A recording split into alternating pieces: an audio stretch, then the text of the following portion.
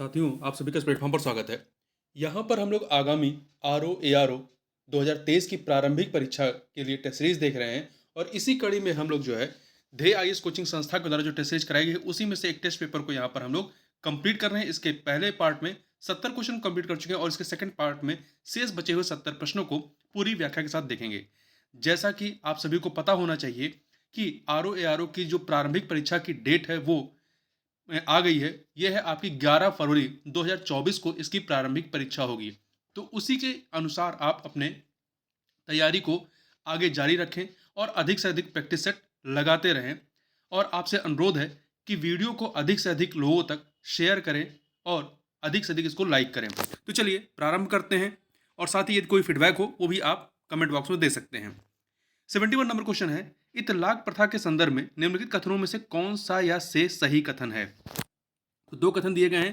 पहला है इसका प्रारंभ फिरोज शाह तुगलक ने किया था, यह कथन सही है। दूसरा है इतलाकनामा एक प्रकार की हुंडी थी जिसकी सहायता से सैनिक राजस्व अधिकारियों से वेतन प्राप्त करते थे।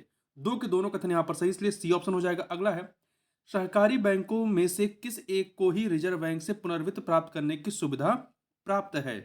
तो सहकारी बैंकों में से किस एक को, तो देखिए जो राज्य सहकारी बैंक है उनको। भारत में सहकारी बैंकों का गठन 3 स्तरों वाला है।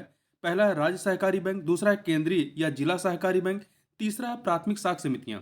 इनमें से केवल राज्य सहकारी बैंकों को ही रिजर्व बैंक से पुनर्वित्त प्राप्त करने की सुविधा है। आगे बढ़ते हैं, 73 नंबर क्वेश्चन देखते हैं। निम्नलिखित में से किस समिति की सिफारिश के आधार पर बीमा क्षेत्र का निजीकरण किया गया था। तो देखिए मल्होत्रा समिति की, किसकी सिफारिश पर, मल्होत्रा समिति की सिफारिश पर जो बीमा क्षेत्र इसका निजीकरण किया गया था। इस समिति का गठन अप्रैल 1992 में केंद्र सरकार द्वारा किया गया था। अगला है कथन कांड का प्रश्न है।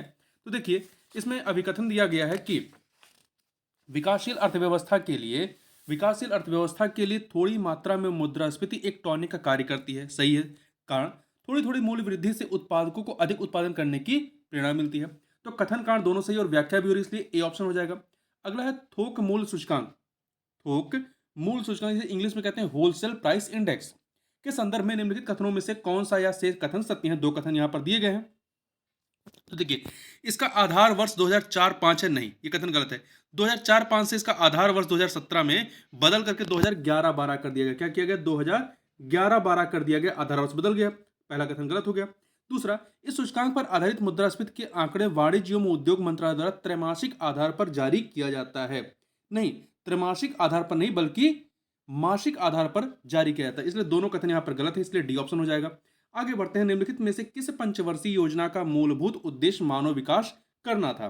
तो देखिए जो 8वीं पंचवर्षीय योजना थी जिसकी अवधि 1992 से लेकर 1997 तक थी, इसका मूलभूत उद्देश्य विभिन्न पहलुओं में मानव विकास करना था, तो बी ऑप्शन हो जाएगा। क्वेश्चन नंबर 77 देखते हैं। निम्नलिखित युग्मों में से कौन सा सही सुमेलित नहीं है। तो देखिए आप, क्वेकर सिटी ये कहां पर है, फिलाडेल्फिया में है। न्यू हेब्राइड वनवातु में है। ग्रेट हैरिंग पौंड ये कहां पे है, प्रशांत महासागर में नहीं बल्कि अटलांटिक महासागर में है। ठीक है। वहीं नेवरलैंड ये प्रेरीज ऑफ नॉर्थ में है। अगला है नदियों, निम्नलिखित में से कौन सा पठार इरावदी तथा शाल्विन नदियों के मध्य स्थित है। कौन सा पठार स्थित है, तो शान पठार जो है, शान पठार म्यांमार में स्थित है, जो कि म्यांमार के इरावदी तथा शाल्विन नदियों के मध्य स्थित है। यह खनिज संसाधनों से भरपूर है। अफ्रीका महाद्वीप में एटलस पर्वत का विस्तार कहां पर है। तो इसका विस्तार जो है मोरक्को, अल्जीरिया तथा ट्यूनिशिया, मोरक्को, अल्जीरिया एवं ट्यूनिशिया में। जो आप ऊपर का हिस्सा, जो पश्चिमी हिस्सा देखेंगे अफ्रीका का, वहां पर इसका विस्तार है। ठीक है। देखिए यह अफ्रीका महाद्वीप का एकमात्र अल्पाइन मोड़दार पर्वत है। आगे बढ़ते हैं, अगला है कथन कारण का प्रश्न है। कथन कारण का प्रश्न है, अभिकथन दिया गया है प्रशांत महासागर के तटीय भागों को अग्निवलय कहा जाता है। ठीक है, रिंग फायर कहा जाता है। कारण इस क्षेत्र में सर्वाधिक संख्या में सक्रिय ज्वालामुखी पाए जाते हैं। कथन कारण दोनों सही और व्याख्या भी हो रही है, इसलिए ए ऑप्शन आपका हो जाएगा। आगे बढ़ते हैं, निम्नलिखित देशों में से कौन सा एक काकेकस राज्य में शामिल नहीं है। कौन सा, देखिए काकेकस राज्यों में 3 देश हैं, Georgia, Armenia, Azerbaijan. Georgia, Armenia, Azerbaijan Caucasus राज्य में शामिल है, जबकि लाटविया जो है, लाटविया इसमें शामिल नहीं है। देखिए काकेकस पर्वत श्रृंखला यूरोप एवं एशिया की सीमा पर स्थित है और इसकी सीमा का निर्धारण भी करती है। आगे बढ़ते हैं, निम्न युग्मों में से कौन सा सही सुमेलित नहीं है देश और उपनाम में? देश और उपनाम में कौन सा सुमेलित नहीं है? जिब्राल्टर का उपनाम क्या है? भूमध्य सागर का द्वार। आयरलैंड का एमराल्ड द्वीप है। बहरीन का मोतियों का देश है। परंतु स्कॉटलैंड का नाम जो है कॉकपिट ऑफ यूरोप नहीं है इसका उपनाम। कॉकपिट ऑफ यूरोप जो है बेल्जियम का उपनाम है, बेल्जियम का, ठीक है। तो यहां पर डी वाला सही नहीं, जबकि स्कॉटलैंड का उपनाम क्या है? लैंड ऑफ केकश, लैंड ऑफ केकश है, सॉरी केक्स है, लैंड ऑफ केक्स है। अगला है, निम्नलिखित महाद्वीपों तथा उनके सबसे बड़े देश के युग्मों में से कौन सा सही सुमेलित नहीं है? महाद्वीप और क्षेत्रफल में सबसे बड़ा देश।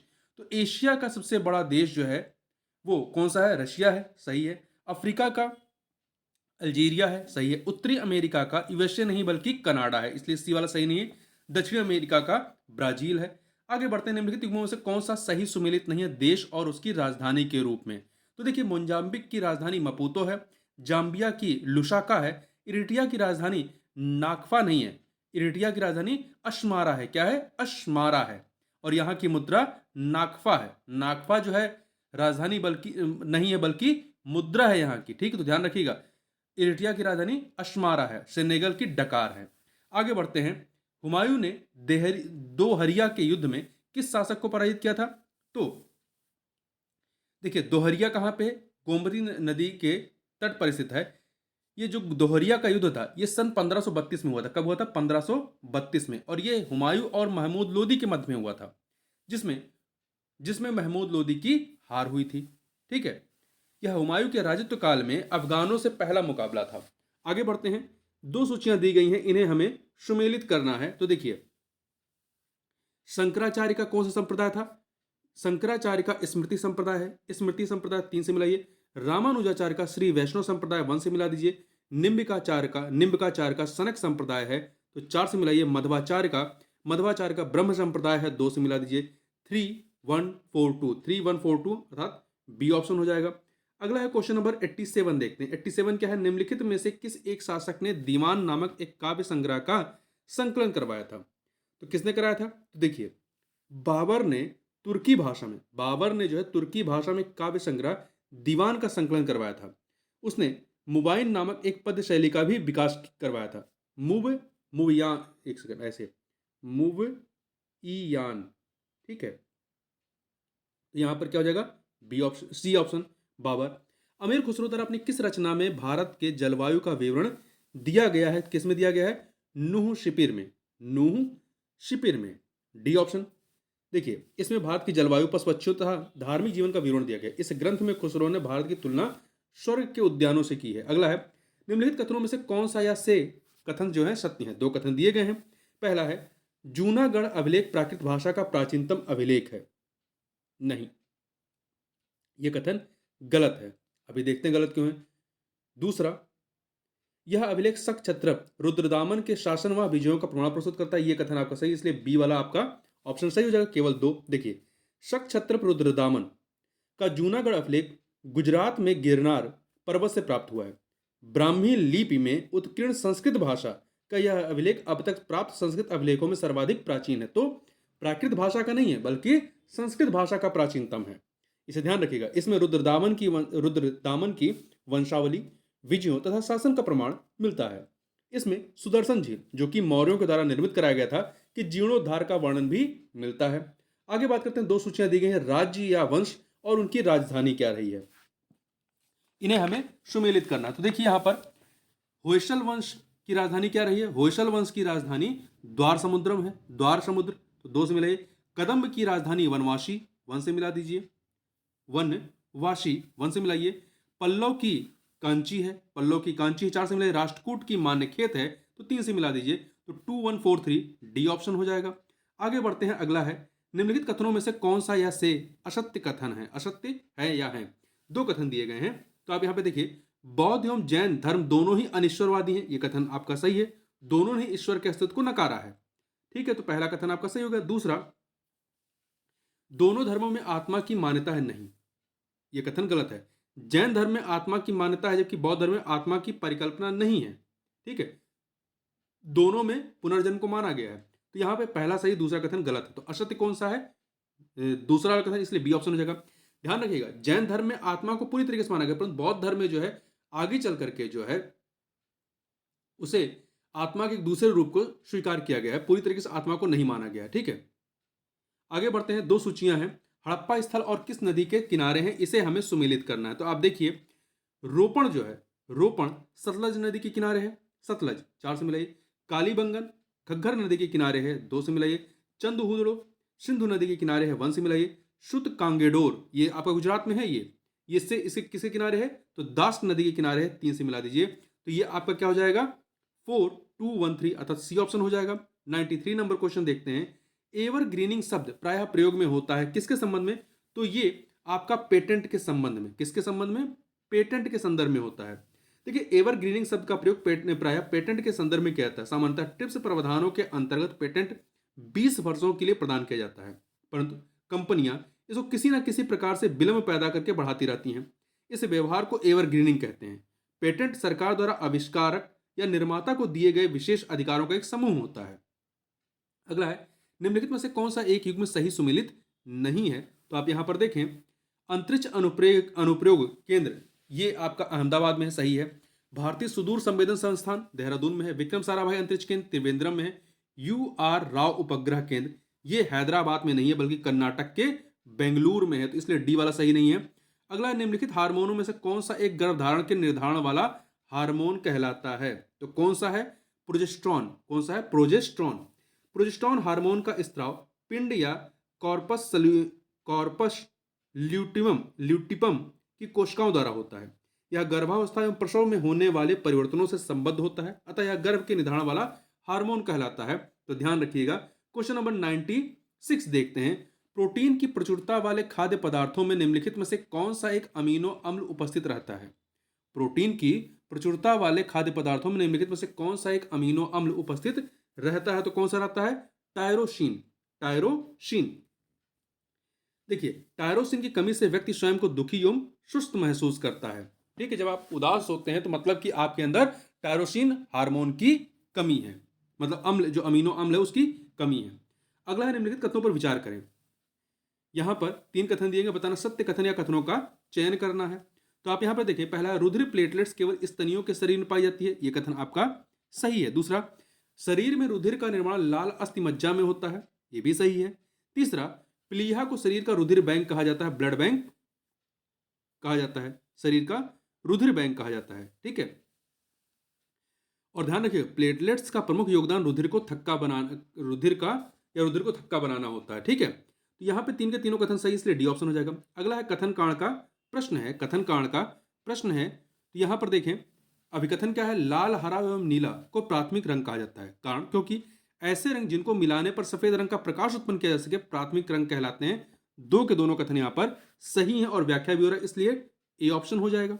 ठीक है, रंगीन टीवी में जो होता है वो प्राथमिक रंगों का ही उपयोग किया जाता है। आगे बढ़ते हैं, क्वेश्चन नंबर 99 देखते हैं। निम्नलिखित कथनों पर विचार करें। 2 कथन दिए गए, सत्य कथन चुनने हैं।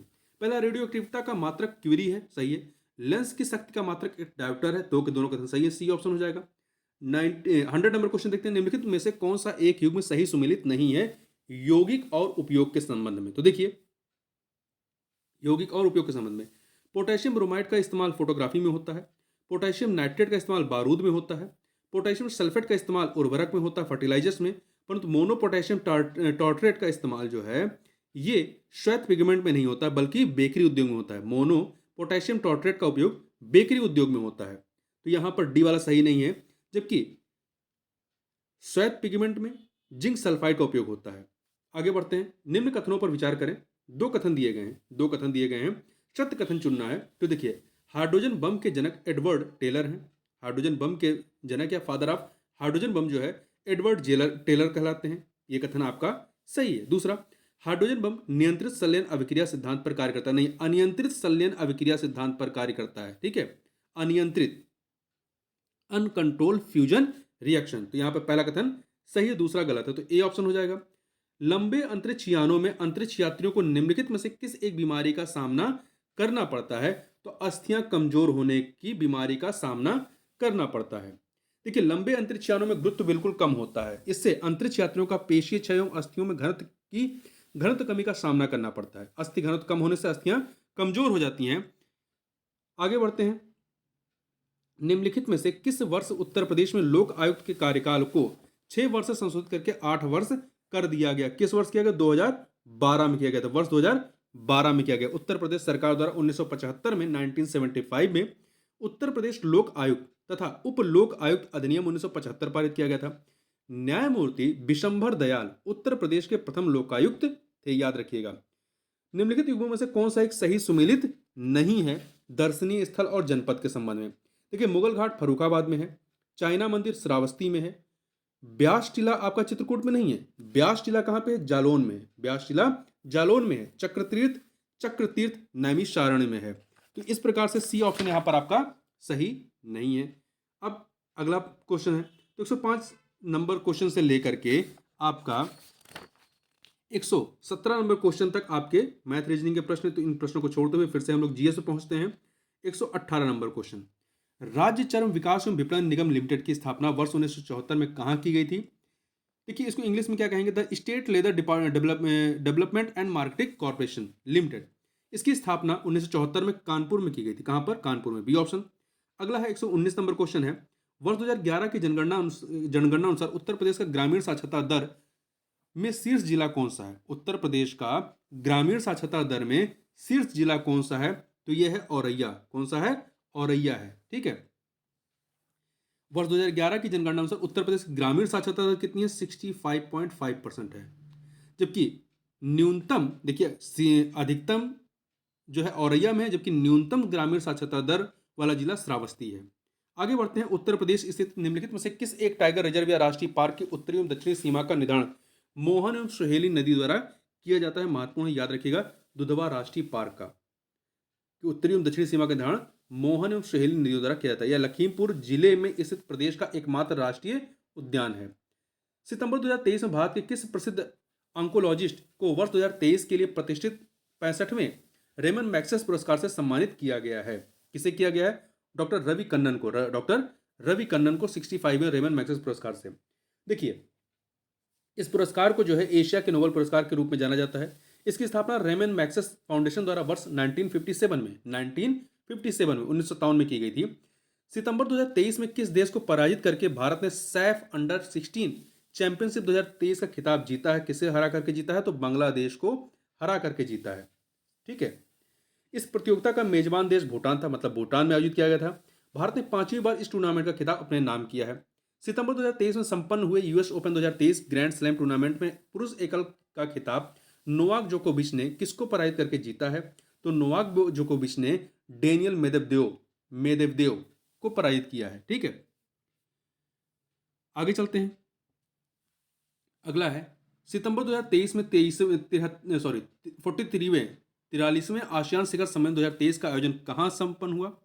तो इसका आयोजन जो है आपका कहाँ पे हुआ था? इंडोनेशिया के जकार्ता में हुआ, ठीक है। देखिए, आसियान की स्थापना वर्ष 1967 में हुई थी। इसका मुख्यालय इंडोनेशिया के जकार्ता में है और इसकी विषय वस्तु क्या थी? ASEAN matters epicentrum of growth. ASEAN matters epicentre of growth इसकी विषय वस्तु थी। आगे बढ़ते हैं, 125 नंबर देखते हैं। भारत की अग्रणी एकीकृत बिजली उत्पादक कंपनी एनटीपीसी लिमिटेड द्वारा सितंबर 2023 में किस स्थान पर ग्रीन हाइड्रोजन पायलट सम्मेलन 2023 का आयोजन किया गया? किस स्थान पर किया गया? तो इसका आयोजन जो है नई दिल्ली में किया गया। कहां पर? नई दिल्ली में, ध्यान रखिएगा। आगे बढ़ते हैं। सितंबर 2023 में केंद्र सरकार द्वारा एक राष्ट्र एक चुनाव की संभावना तलाशने हेतु किसकी अध्यक्षता में एक समिति का गठन किया गया? तो पूर्व राष्ट्रपति रामनाथ कोविंद की अध्यक्षता में, ठीक है। ध्यातव्य है कि देश में वर्ष 1967 तक लोकसभा एवं राज्य विधानसभाओं के चुनाव एक साथ होते थे। देखिए, इसका कोई संवैधानिक प्रावधान नहीं किया गया था, ये 1967 तक एक साथ होते ही रहे हैं, ठीक है। आगे चलते हैं। सितंबर 2023 में प्रसिद्ध कृषि वैज्ञानिक एवं भारत में हरित क्रांति के जनक डॉक्टर एम एस स्वामीनाथन का निधन हो गया। उनके संबंध में निम्नलिखित कथनों पर विचार करें। यहाँ पे 2 कथन दिए गए हैं, बताना कौन सा सत्य कथन है। पहला, वर्ष 1989 में 1989 में उन्हें पद्म विभूषण से सम्मानित किया गया। पद्म विभूषण सही है। वर्ष 1987 में उन्हें प्रथम विश्व खाद्य पुरस्कार से सम्मानित किया गया। 2 के दोनों कथन यहाँ पर सही हैं, तो सी ऑप्शन। एक्सरसाइज युद्ध अभ्यास 2023 का प्रारंभ भारत एवं किस देश के मध्य सितंबर 2023 में किया गया? तो भारत और अमेरिका के मध्य में एक्सरसाइज युद्धाभ्यास 2023। इसका आयोजन 25 सितंबर से 8 अक्टूबर के मध्य प्रदेश के ग्वालियर में किया गया। सितंबर 2023 में भारत की किस फिल्म को वर्ष 2024 के 96 में ऑस्कर पुरस्कार हेतु भारत की आधिकारिक प्रविष्टि के लिए चयनित किया गया है? तो किसे किया गया है? 2018 एवरीवन इज अ हीरो, इस मूवी को भेजा गया है। ठीक है, देखिए यह एक मलयालम फिल्म है और इसके निर्देशक कौन है? जूड एंथनी। जूड एंथनी इसके डायरेक्टर हैं। आगे बढ़ते हैं, 130 नंबर क्वेश्चन देखते हैं। सितंबर 2023 में केंद्रीय सूचना और प्रसारण मंत्रालय द्वारा किस प्रसिद्ध भारतीय अभिनेत्री को 53वें दादा साहब फाल्के पुरस्कार से सम्मानित करने की घोषणा की गई है? तो वहीदा रहमान को। किसको? वहीदा रहमान को। ठीक है, और यह पुरस्कार पाने वाली वह 8वीं महिला है, ध्यान रखिएगा 8वीं महिला है, और यह केंद्र सरकार की ओर से प्रदान किया जाने वाला फिल्म इंडस्ट्री का सर्वोच्च सम्मान है। सितंबर 2023 में निम्नलिखित में से किसके द्वारा भारत का पहला यूपीआई एटीएम लॉन्च किया गया है? किसके द्वारा किया गया है? तो ये हिताची पेमेंट सर्विसेज के द्वारा, हिताची पेमेंट सर्विसेज के द्वारा इसको लॉन्च किया गया है। इस यूपीआई एटीएम की स्थापना national payments corporation of India NPCI के सहयोग से की गई है। आगे बढ़ते हैं, विश्व बौद्धिक संपदा संगठन डब्ल्यूआईपीओ बीपो, इस बीपो द्वारा सितंबर 2023 में जारी ग्लोबल इनोवेशन इंडेक्स में भारत का स्थान कौन सा रहा है? तो भारत का स्थान इसमें 40वां रहा है 2023 में। ठीक है, भारत ने 132 देशों की सूची में यह स्थान प्राप्त किया है। पहले स्थान पे स्विट्जरलैंड है। पर्यटन मंत्रालय द्वारा सितंबर 2023 में भारत के कोंगथोंग गांव को सर्वश्रेष्ठ पर्यटन गांव 2023 पुरस्कार से सम्मानित किया गया है। यह गांव भारत के किस राज्य में स्थित है? तो यह भारत के मेघालय राज्य में। कहां पर है? मेघालय राज्य में है। ठीक है, एक सेकेंड, थोड़ा सा गड़बड़ हो गया, ये मेघालय में नहीं है। देखिए कोंगथोंग गांव जो है ये नागालैंड राज्य में। कहां पे है? नागालैंड गांव में है। तो यहां पर आपका डी ऑप्शन होगा, डी ऑप्शन। कोंगथोंग गांव को भारत का प्रथम व्हिस्लिंग गांव भी कहा जाता है, व्हिस्लिंग जो सीटी बजाना। आगे बढ़ते हैं, सितंबर 2023 में किस तिथि को विश्व ओजोन दिवस मनाया गया? तो 16 सितंबर को प्रत्येक वर्ष मनाया जाता है, 16 सितंबर को। ध्यान रखिएगा इसकी थीम पूछी जाती है, तो थीम क्या है? तो आपसे प्रश्न है कि इसकी जो थीम है वो आप कमेंट बॉक्स में बताएं। आगे चलते हैं, अगला है सितंबर 2023 में भारत के किस राज्य ने अपने यहां स्थित उमियाम झील को साफ रखने हेतु आर्टिफिशियल इंटेलिजेंस सक्षम रोबोटिक तकनीक को अपनाया है? कौन सी झील है? उमियाम झील। तो उमियाम झील कहां पर है? मेघालय में। कहां पर है? मेघालय में। ठीक है, यह झील शिलांग, जो इसकी राजधानी मेघालय की शिलांग में जल क्रीड़ाओं और नौकायन का एक प्रमुख केंद्र है। सितंबर 2023 में रक्षा मंत्री राजनाथ सिंह द्वारा निम्नलिखित में से किस स्थान पर भारत ड्रोन शक्ति 2023 प्रदर्शनी का उद्घाटन किया गया? कहां पर किया गया? हिंडन एयरबेस में। हिंडन एयरबेस जो कि गाजियाबाद में है, यहां पर किया गया भारत ड्रोन शक्ति 2023 का उद्घाटन। यह भारतीय वायुसेना एवं ड्रोन फेडरेशन ऑफ इंडिया के मध्य एक सहयोगात्मक प्रयास है। सितंबर 2023 में वीरांगना दुर्गावती बाघ अभ्यारण्य भारत का 54वां बाघ अभ्यारण्य बना। यह किस राज्य में स्थित है? तो यह मध्य प्रदेश में। कहां पर है? मध्य प्रदेश में स्थित है। इसका विस्तार मध्य प्रदेश के सागर, दमोह एवं नरसिंहपुर जिलों में है। आगे बढ़ते हैं, 138 नंबर क्वेश्चन देखते हैं। सितंबर 2023 में भारतीय सेना एवं संयुक्त राज्य अमेरिका की सेना की सह मेजबानी में 13वें Indo Pacific army chiefs conference का आयोजन कहां किया गया? तो नई दिल्ली में। कहां पर किया गया? नई दिल्ली में किया गया। इसका मुख्य विषय था शांति के लिए एक साथ, हिंद प्रशांत क्षेत्र में शांति और स्थिरता बनाए रखना। इंग्लिश में क्या था? Together for peace, sustaining peace and stability in the Indo Pacific region. सितंबर 2023 में विश्व मसाला कांग्रेस 2023 का आयोजन स्थल कहां पर था? तो इसका आयोजन जो है महाराष्ट्र के बेंगलुरु में किया गया, और इस सम्मेलन का उद्देश्य भारतीय मसालों के अंतर्राष्ट्रीय व्यापार को बढ़ावा देने हेतु नए अवसर प्रदान करना था। आगे बढ़ते हैं, सितंबर 2023 में केंद्र सरकार द्वारा किस भारतीय अभिनेता को भारतीय फिल्म एवं टेलीविजन संस्थान FTII इंग्लिश में कहें तो film and television institute of India society का नया अध्यक्ष नियुक्त किया गया? किसे किया गया है? आर माधवन को। किसको? आर माधवन को नियुक्त किया गया। ठीक है, इस पद पर उन्होंने शेखर कपूर का स्थान लिया। इससे पहले शेखर कपूर इसके अध्यक्ष थे। तो इस प्रकार से इस वीडियो में बस इतना ही। मिलते हैं नेक्स्ट वीडियो में, तब तक के लिए बहुत बहुत धन्यवाद।